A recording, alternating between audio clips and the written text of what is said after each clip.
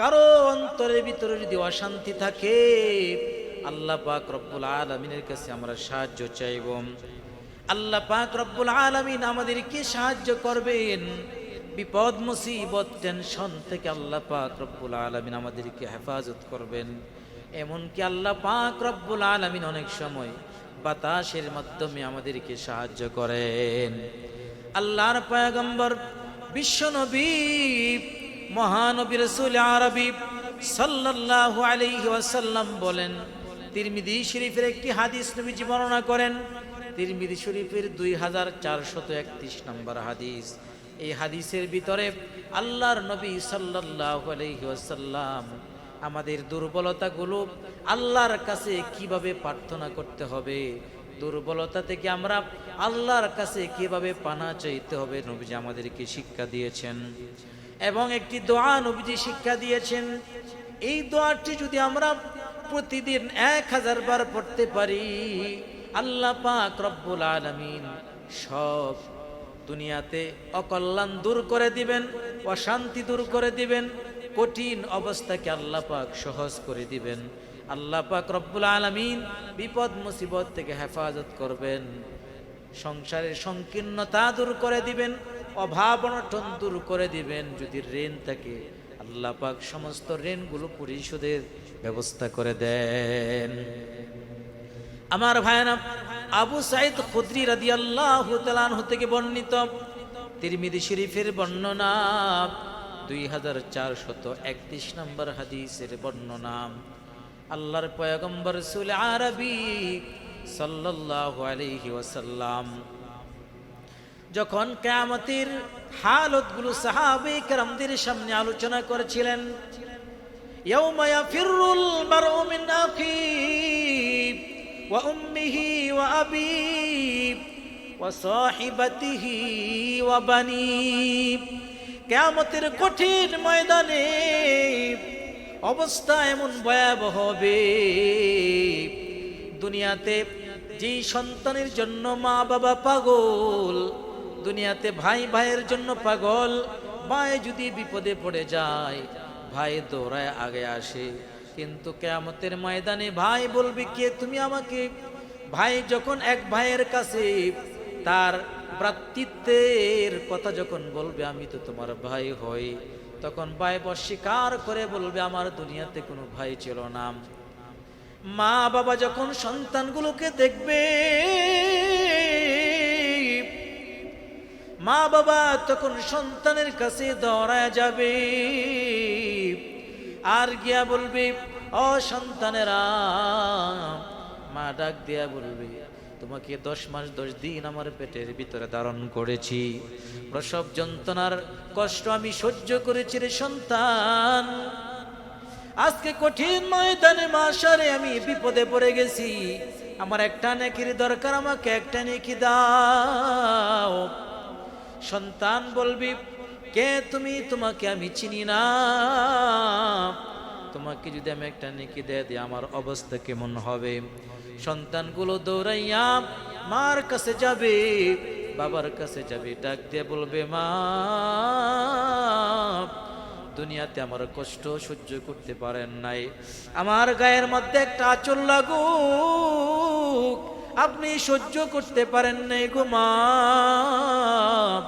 ও বাবা, দুনিয়াতে আমার সব চাওয়া পাওয়াগুলো আপনি পূরণ করেছেন, কত কষ্ট আমার জন্য করেছেন, নিজে ভালো কিছু না কি আমাকে খাওয়াইছেন গো বাবা, নিজে ভালো কাপড় পরিধান না করে আমাকে পড়াইছেন, আজকে কঠিন ময়দানে মাসের বিপদে পড়ে গেছি, একটা নেকি দিয়ে আমাকে সাহায্য করেন।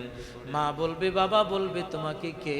আমি চিনি না, আমি যদি আজকে নেকি দিয়ে দেই আমার অবস্থা কেমন হবে?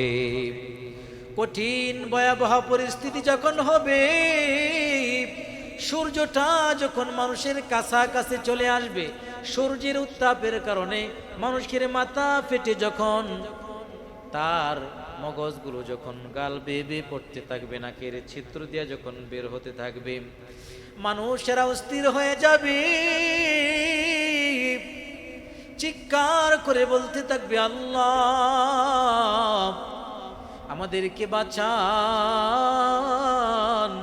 আরেক দিক থেকে জাহান্নাম যখন গর্জন যাওয়া শুরু করবে, জাহান্নাম আল্লাহকে ডাক দিয়ে বলবে, আল্লাহ হাল মিন মাজিদ, অপরাধীগুলো কোথায়?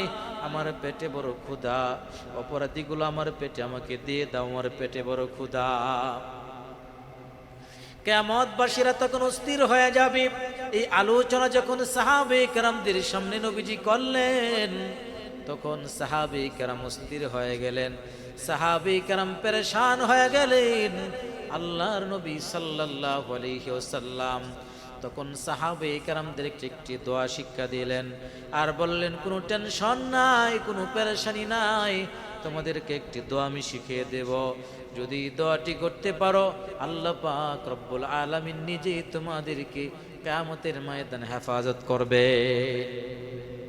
যে দোয়াটি নবীজি সাহাবায়ে কেরামদেরকে শিক্ষা দিয়েছেন, এই দোয়াটি দুনিয়াতেও আল্লাহ হেফাজত করবেন, পরকালেও আল্লাহ হেফাজত করবেন। দুনিয়াতেও কঠিন বিপর্যয়ে পড়ে গেলে এই দোয়াটি পড়লে আল্লাহ হেফাজত করবেন, পরকালেও কঠিন বিপর্যয়ের সময় আল্লাহ পাক যখন আমার কেউ আপন থাকবে না, তখন আল্লাহ পাক রব্বুল আলামিন আমাদেরকে হেফাজত করবেন। আল্লাহ পাক আমাদের সাথী হয়ে যাবেন, সঙ্গী হয়ে যাবেন, আল্লাহ পাক আমাদেরকে হেফাজত করবেন। এই জন্য কখন আল্লাহ পাক রব্বুল আলামিন দুনিয়াতে গায়েবী ভাবে সাহায্য করেন, দুনিয়াতে বাতাসের মাধ্যমে আল্লাহ পাক রব্বুল আলামিন সাহায্য করেন। নবীজি সাল্লাল্লাহু আলাইহি ওয়াসাল্লাম যখন খন্দকের প্রস্তুতি নিচ্ছিলেন, যখন খন্দক খনন শুরু করে দিলেন, আল্লাহ নবী সাল্লাল্লাহু আলাইহি ওয়াসাল্লাম আল্লাহ পাক রব্বুল আলামিনের কাছে সাহায্য প্রার্থনা করলেন। আল্লাহুম্মা আস্তুর আওরাতিনা ওয়া আমিন রাওআতিনা, ওগো আল্লাহ আপনি আমাদের দুর্বলতাগুলো ঢেকে দেন আর আমাদের অস্থিরতাগুলো স্থিরতায় পৌঁছে দেন, আমাদের অস্থিরতা দূর করে দেন, আমাদেরকে স্থিরতা দান করেন। আল্লাহ পাক রব্বুল আলামিন তখন সাহাবে কেরামদেরকে বিজয় দান করেছিলেন, আকাশের বাতাসের মাধ্যমে আল্লাহ পাক শত্রুদেরকে পরাজয় করে দিয়েছিলেন।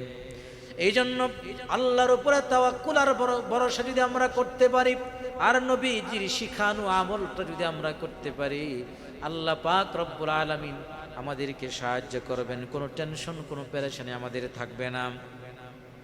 আমার ভাইয়েরা, এই জন্য নবীজি যে দোয়াটি সাহাবে কেরামদেরকে শিখিয়েছিলেন, হাসবুনাল্লাহু ওয়া নি'মাল ওয়াকিল, হাসবুনাল্লাহু ওয়া নি'মাল ওয়াকিল, আলাল্লাহি তাওয়াক্কালনা, হাসবুনাল্লাহু ওয়া নি'মাল ওয়াকিল, আলাল্লাহি তাওয়াক্কালনা। আল্লাহ পাক রব্বুল আলামিনই আমাদের জন্য যথেষ্ট। আমাদের জীবন সুন্দর করার জন্য, আমাদের উত্তম উপকরণ দেওয়ার জন্য আমাদের রব আল্লাহ পাক রব্বুল আলামিন আমাদের জন্য যথেষ্ট হয়ে যান। এজন্য প্রতিদিন কোনো ব্যক্তি যদি 1000 বার এই দোয়াটি পড়তে পারে, হাসবুনাল্লাহু ওয়া নি'মাল ওয়াকিল, এতটুকু পড়লেই চলবে। প্রতিদিন 1000 বার যদি কোনো ব্যক্তি পড়ে, যত কঠিন বিপদ মুসিবত আর যত সংকীর্ণতা থাকুক না কেন, যত শত্রুতার ভয় থাকুক না কেন, শত্রু যতই বড় হোক না কেন, আল্লাহ পাক রব্বুল আলামিন আমাদেরকে কুদরতিভাবে ফেরেশতাদের মাধ্যমে হেফাজত করবেন। এজন্য আমরা নবীজির শিখানো এই দুইটি দোয়ার উপরে আমরা আমল করব, আল্লাহ পাক রব্বুল আলামিন আমাদেরকে হেফাজত করবেন।